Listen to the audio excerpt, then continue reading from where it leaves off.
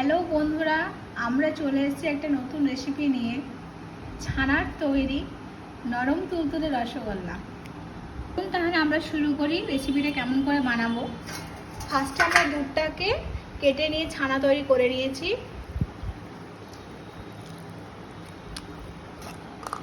একটা পাত্র নিয়ে নিয়েছি, সেই পাত্রের মধ্যে ছানাটা দিয়ে নিলাম। 1 চামচ চিনির গুঁড়ো করে নিয়েছি, 1 চামচ চিনি নিয়ে নিলাম। চিনির গুঁড়োটা দিয়ে দিচ্ছি কারণ চিনির গুঁড়োটা মিক্সড হতে বেশ ভালো হয়। আর 1 চামচ সুজি দিলাম। 1 চামচ সুজি।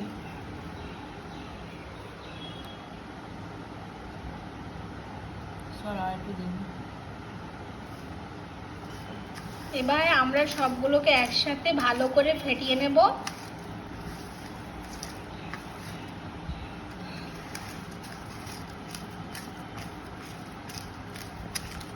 একটুখানিটা দেখো ফেটবা হয়নি তো।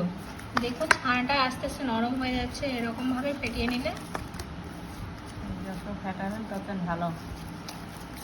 আমরা এই ছানাটাকে যত ফেটাবো তত ভালো রসগোল্লা তৈরি হবে, নরম তুলতুলে, দোকানের মতো নরম তুলতুলে রসগোল্লা।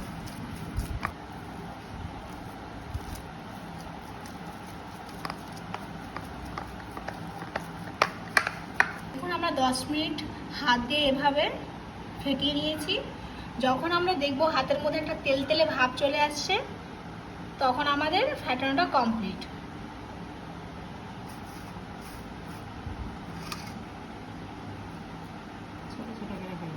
এরপর এরকম একটা করে ডো নেব, দিয়ে হাত দিয়ে এক একটা গোল করে শেপ দিয়ে দেবো রসগোল্লা।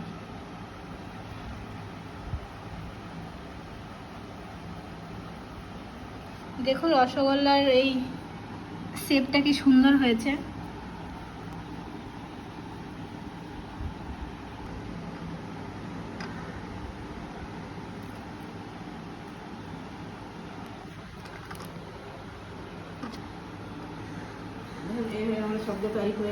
দেখুন আমরা রসগোল্লাগুলোকে এইভাবে তৈরি করে নিয়েছি, শেপ দিয়ে দিয়েছি।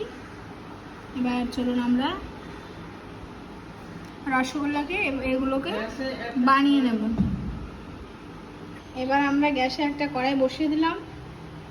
এবার 1 কাপ চিনি নিলাম কড়াইয়ে,